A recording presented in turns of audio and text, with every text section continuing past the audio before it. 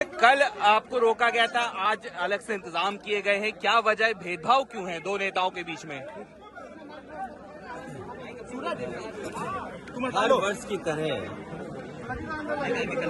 इस लोहिया पार्क में हम लोग डॉक्टर राम मनोहर लोहिया जी को याद करते हैं और आज के दिन हम सभी समाजवादी लोग इकट्ठे होते हैं यहाँ पर आकर के और माल्यार्पण के बाद उनसे प्रेरणा लेते हुए संकल्प लेकर के जाते हैं कि डॉक्टर राम मनोहर लोहिया, लोकनायक जयप्रकाश नारायण जी और नेताजी और बड़ी संख्या में समाजवादी नेताओं ने जो सपना देखा था कि भारत समाजवादी देश बने, समाजवादी व्यवस्था से देश चले, डॉक्टर राम मनोहर लोहिया जी के संकल्पों पे, उनके आदर्शों पे, उनकी बताई हुई नीतियों पे, जिन्होंने ये सपना देखा था कि हर तरह का भेदभाव खत्म हो समाज के अंदर, चाहे जाति को लेकर के भेदभाव हो,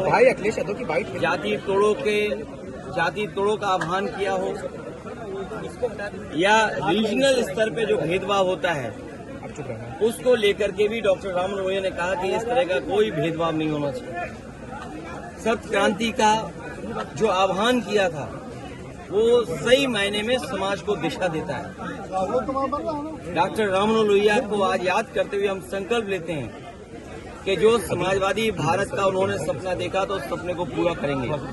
ये पार्क नेताजी ने बनवाया था और आज भी लखनऊ में लोगों के लिए या समाजवादी चिंतक विचारकों के लिए ये बहुत महत्वपूर्ण स्थान बनके उभरा है।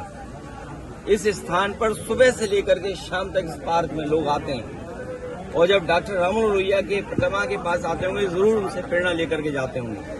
और आज देश में सच्चाई यही है कि समाजवादी व्यवस्था से ही गरीबी दूर हो सकती है, समाजवादी व्यवस्था से ही पढ़ाई का जो भेदभाव है वो खत्म हो सकता है, समाजवादी व्यवस्था से ही जो डॉक्टर राम मनोहर लोहिया ने कभी कहा था कि दाम बांधो की नीति लागू हो, तो जिस तरह से महंगाई है, बेरोजगारी है, उसको अगर कोई खत्म कर सकता है तो समाजवादी नीतियां।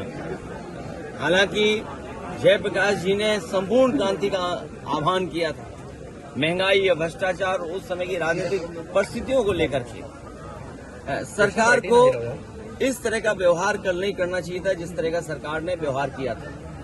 और ये बात कहना कि जीव जंतु हैं इसलिए आप नहीं जा सकते हो, तो जीव जंतु तो सड़कों पर भी हैं, हर जगह हैं, क्योंकि हर जगह आना जाना आप रोक देंगे क्या?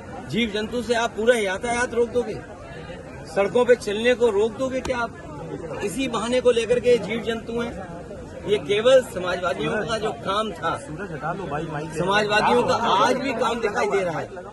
जयप्रकाश नारायण इंटरनेशनल सेंटर के सामने आज भी बीजेपी का विकास फीका है और उस ऊंचाई से देखो आप तो आप खुद महसूस करेंगे और उस बिल्डिंग को देखें कि आज के समय में भी वो सबसे मॉडर्न इंफ्रास्ट्रक्चर दिखाई देता है जो पब्लिक यूज के लिए थी। ये जो ओपन स्पेस आपको दिखाई दे रहा है, ये पार्क, ये समाजवादियों की देन है। चाहे आपका लोहिया पार्क हो, चाहे छोटे लोहिया जनेश्वर पार्क हो। अब तो ये सरकार रख रखाव भी नहीं कर पा रही है, तो सोचिए वो महापुरुषों का सम्मान क्या करेगी। चेन्नई में